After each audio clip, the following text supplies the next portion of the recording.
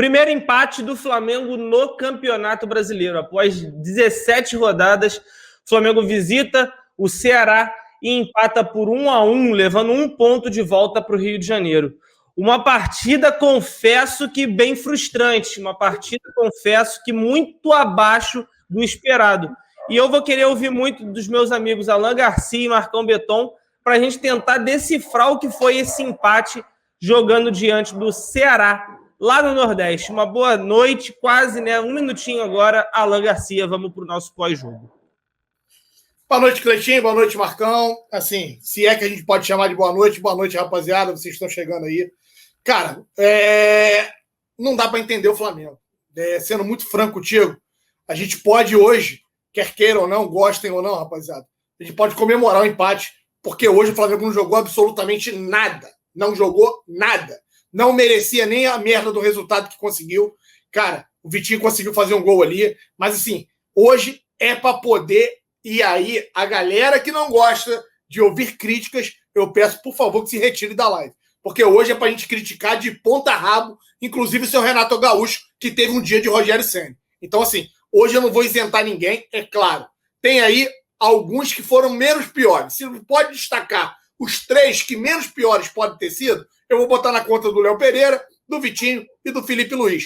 Fora isso, irmão, todos os demais jogadores jogaram nenhuma. O Gabigol errando tudo. Ridículo. Aí você pega o Diego Ribas, outra ficou porque saiu por quê? Já era para ter saído há muito tempo, muito mais tempo atrás. Muito mais tempo atrás. Então, assim, o João Gomes, que eu tanto elogio, venho aqui querendo pedir mais chance pelo moleque, hoje errou pra poderia ter prejudicado o Flamengo aí, inclusive. O Bruno Viana, então, não preciso nem falar, né, irmão? Porque, assim, o cara abandona a marcação do Vina, o Vina vai e consegue fazer a do gol nas costas dele, o cara totalmente perdido. É inadmissível o que a gente viu hoje à tarde, para um time que quer, né, brigar pelas 3 frentes, um time que quer, né, ser campeão brasileiro. A gente não pode nos dar o luxo de ter uma partida tão ruim como a gente teve hoje. Assim, inadmissível, inacreditável. A gente cria uma expectativa absurda para que a gente possa aí, né, começar a chegar mais próximo da parte alta da tabela. E a gente vê um jogo como esse, é altamente frustrante. Isso só vem confirmar o que eu venho falando há muito tempo. O Arrascaeta, quer queiram ou não, representa mais do que 50% desse time do Flamengo. O time do Flamengo sem o Arrascaeta, irmão, é um time comum. Acreditem. Aprendam a ouvir e analisar, que vocês vão perceber que o que eu estou falando, por mais que machuque muita gente, é verdade. A gente só vai ter que, né, torcer muito para que os 2 novos contratados do Flamengo possam substituir a altura e não deixar que o gap seja tão grande na ausência de jogadores como a Arrascaeta e o Bruno Henrique, que hoje também fez uma falta absurda. São 2 jogadores fundamentais para o esquema tático do Flamengo. O Michael foi completamente anulado o jogo inteiro pelo lado direito do Ceará. Não houve uma troca de posição. No momento que houve uma troca de posição, o Vitinho faz o gol vindo da esquerda para a direita. É o único momento que há uma troca entre os dois. Né? O Vitinho consegue pegar uma bola ali desmarcado e fazer o gol vindo pela esquerda. Assim, tecnicamente, era um dia ruim de quase todos. Quase todos. Mas toda vez que a gente vai mal, a gente fala, tecnicamente, os caras não estavam bem, muito erro de passe e tal. Hoje eu acho que teve problema tático. Teve muito problema tático hoje. A nossa proteção à zaga, a gente tem um segundo volante, que é o João Gomes, jogando de primeiro, e um meia jogando de segundo volante, que é o Diego. O Diego não tem poder de marcação. A gente fala isso aqui há 1 ano, desde quando o Diego começou a jogar como volante. A gente fala, cara, para alguns jogos, os jogos que a gente vai ser menos atacado, beleza, o Diego pode jogar ali, vai dar uma movimentação, vai dar um toque de bola a mais, perfeito. Os jogos em que a gente vai sofrer, ou pelo menos que o adversário vai chegar, a gente não pode jogar com o Diego, e hoje aconteceu de novo. O gol é muito culpa do Bruno Viana. O Bruno Viana fica indeciso, ele não sabe se dá combate no cara da bola, se tem gente atrás dele, e acaba abrindo um buraco onde sai o gol. Mas eu convido vocês a olharem aonde estão os nossos volantes. Eles não estão nem na jogada. Né? O Léo Pereira tinha saído e está correndo atrás do cara que faz o gol, e o Bruno Viana está completamente perdido. Outra coisa que eu queria destacar, que a gente reclama muito do nosso campo, né, do Maracanã. O campo lá em Fortaleza está uma... Mas eu nunca vi um time escorregar tanto. como escorregou o Flamengo hoje. Todas as jogadas a gente escorregou desde o primeiro minuto de jogo. Ninguém trocou uma chuteira, cara. A gente acabou o jogo escorregando. Com o Everton Ribeiro escorregando, com o Mendonça escorregando dentro da área, junto com o Bruno Viana. E a gente não deu jeito nessa... Então, assim, acho que é o pior jogo da temporada de muita gente. Por exemplo, do João Gomes. Eu acho que é o pior jogo da temporada disparado. O Mateuzinho, que a gente vinha com uma esperança, cara, o Mateuzinho errou tudo, tudo. Na frente, ele se apresenta, mas ele também não acerta, né?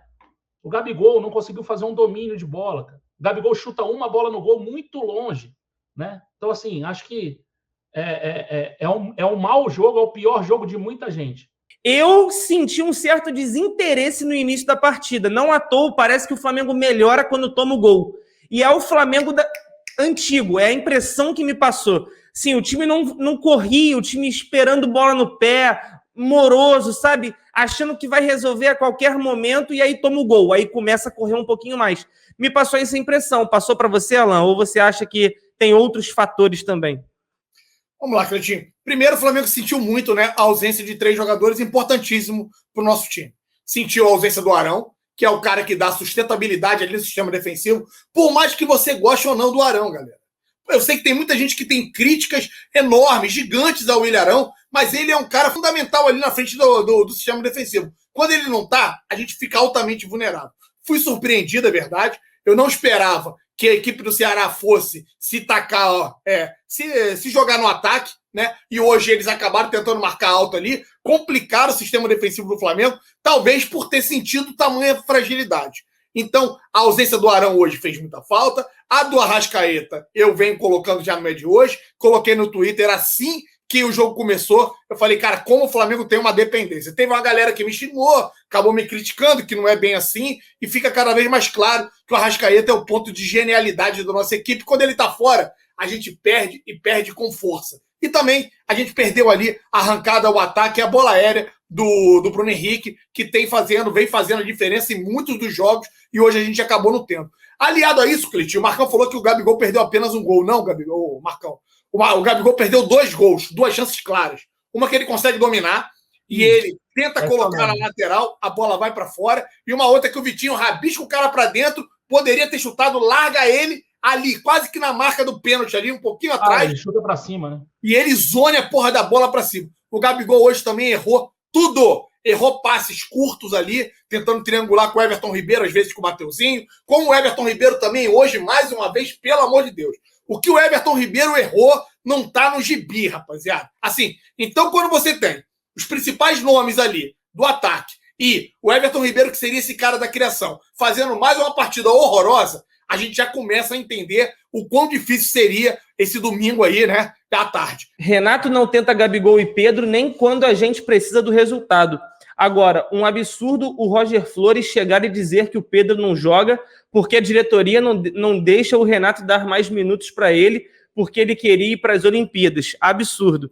Eu falar minhas besteiras aqui para 3.500 pessoas é mole. Agora o Roger tem que ter um pouco mais de consciência mesmo falando na Globo. É uma situação um pouco, assim, desnecessária, né, Alan?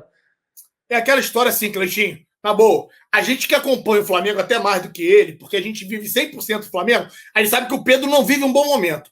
Ele pode ter na cabeça dele que a melhor opção tática das ausências de hoje, do Bruno Henrique, pudesse ser, quem sabe, o Pedro jogando ao lado do Gabigol. Eu, Alan, entendo completamente contrário a ele. Mas eu vou fazer coro a ele quando o Renato demora a substituir. Mas aí não. Criar crise, falar que isso pode ser algo, né, que a diretoria está trabalhando para poder punir o jogador, é de um absurdo, é de uma irresponsabilidade que eu entendo que ele não deveria ter.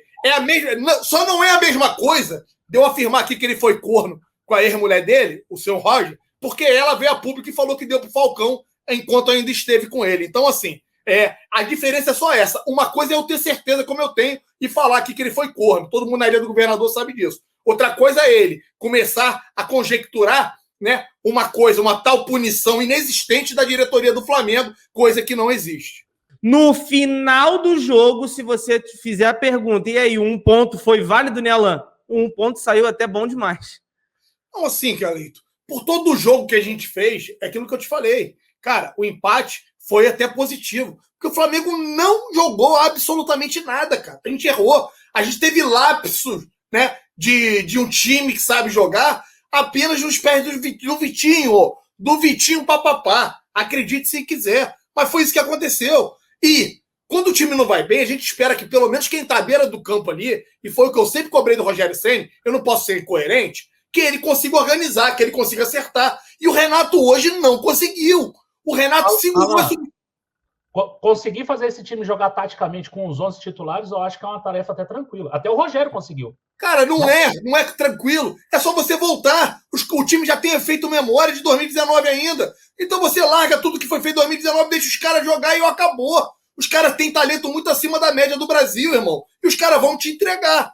Agora, é justamente isso, é você identificar, em momentos de dificuldade, como você vai trabalhar para poder, né, mudar a forma como o jogo tá se desenhando. E hoje eu não vi o Renato ter essa capacidade. E aí começa a me deixar preocupado. Eu não sei porque o Renato segurou tanto assim para fazer as substituições. Aí começa o Sport TV, começa lá o corno do Caio, né, do Roger Machado, começa os caras querer já criar uma crise interna com relação ao Pedro, que a gente sabe que não é verdade. O problema é que o Pedro não vem num bom momento, o Pedro vem desperdiçando todas as chances que ele está tendo ali no Flamengo, e aí pode sim estar na cabeça do técnico entender que não é ele o jogador para estar saindo como titular hoje ao lado do Gabigol. É tudo direito do senhor Roger, na cabeça dele, acreditar que a melhor formação para o Flamengo seria o Gabigol junto com o Pedro. Até aí tudo bem. Agora, daí, ele começar a querer criar, conjecturar que a diretoria do Flamengo está fazendo isso como uma forma de punir o Pedro e tudo mais, aí é de um absurdo, é de uma irresponsabilidade, né, gigante. O senhor Roger está fazendo isso em cadeia nacional. Vamos lembrar que não foi TV fechada, foi TV aberta. Então, isso é um absurdo. Entendo também, Marcão, quando a gente fala do Rodrigo Caio, e a Beatriz está aqui, cara, vamos calmar, o Rodrigo Caio vai voltar, ele está fazendo esse trabalho para que ele não tenha lesões. Eu torço muito, tá, Beatriz? Eu torço muito. Só que esse mesmo departamento do Flamengo, médico do Flamengo, às vezes nos deixa com uma insegurança absurda. Será que eles vão conseguir, depois de tanto tempo trabalhando em cima do Rodrigo Caio, então entregar um Rodrigo Caio apto, sem lesões, para que ele possa render o melhor futebol? A verdade é o seguinte, Marcão, a gente tem ainda, né? E aí a gente tem que criar expectativa sim, porque é o que faz com que a gente renove as nossas esperanças. A gente tem a chegada do Kennedy e do Andrés, que são duas grandes chegadas. A gente tem a possibilidade, não sei em que forma física ainda, mas do Thiago Maia, depois que ele conseguir melhorar o seu nível físico. Então a gente tem o retorno do Thiago Maia, o retorno do Rodrigo Caio, mas sim, falta ainda um grande zagueiro para que a gente possa, né, fechar o sistema defensivo, porque hoje está mais uma vez provado, o Bruno Viana não tem a menor condição, quando nós mais precisarmos, a gente vai acabar perdendo. Hoje, a gente vê que, por mais que o Léo Pereira esteja melhorando, e é verdade, de todos ali, a gente tem que destacar o Léo Pereira. Eu que sou um crítico ferrenho do Léo Pereira, eu sei reconhecer quando o cara tá bem. E dentro desse, esse número gigante de opções horríveis que o Flamengo hoje teve dentro de campo, o Léo Pereira se destacou. E aí eu vou pontuar e vou parabenizar. É graças a ele, inclusive, que a gente hoje aqui está falando de termos levado pelo menos um ponto. Porque se não fosse ele salvar aquele gol tirando de cabeça ali aquela bola da equipe do Ceará, nós estaríamos falando de uma derrota aqui hoje. Cara, na moral, eu gostaria de mandar um recado para os amigos aí. Gosto de todo mundo, parabéns a todo mundo que se dispõe de sair de casa. Mas, irmão, tu tem uma pergunta para falar sobre a p do jogo e tu vai perguntar de Andréas, quando é que o cara estreia, onde é que o cara vai coisar. Vai ter a apresentação dele, cara. Tu faz a pergunta da apresentação sobre o cara na apresentação do cara. Tu gasta a tua pergunta para falar do jogo no lixo, cara. No lixo, na moral, cara. Isso não, pior foi o da Globo. O da Globo perguntou como é que vai ser enfrentar o Grêmio. Cara, isso tá tudo errado, cara. Tá tudo errado o jornalismo. O jornalismo é um pedaço de papel que tu limpa a bunda e joga fora. O da Globo tem a Sérgio, hein?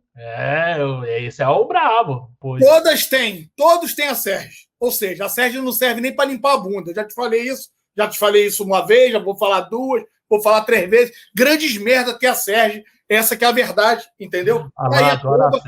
Ninguém teve a capacidade de perguntar, vem cá, Renato, o que você quis fazer entrando com 3 zagueiros e 3 laterais dentro de campo?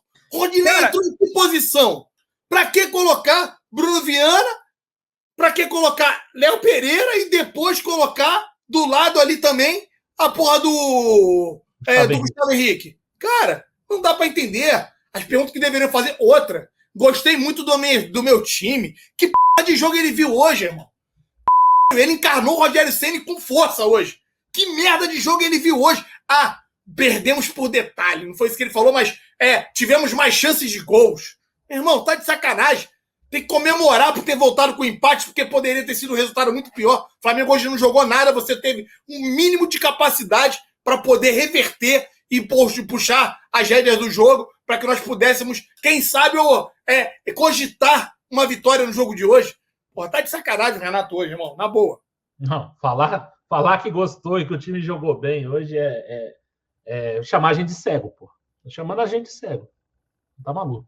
A próxima mensagem do Diego Levino. Vocês acham que o ciclo do Everton Ribeiro no Flamengo já deu? Acho que o Kennedy, que é mais rápido, forte e tão habilidoso quanto, tem que chegar para jogar. Acho que ele já ofereceu o que tinha para oferecer. Não acho que o ciclo encerrou. Só não acho que o Everton Ribeiro esteja à altura neste momento da equipe do Flamengo como titular. Ele é um banco excelente. Assim como o Diego, tempos atrás, se tornou um banco excelente.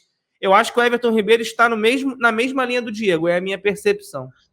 Eu acho assim, o Everton Ribeiro ainda pode voltar a jogar bem no Flamengo. Eu não descartaria.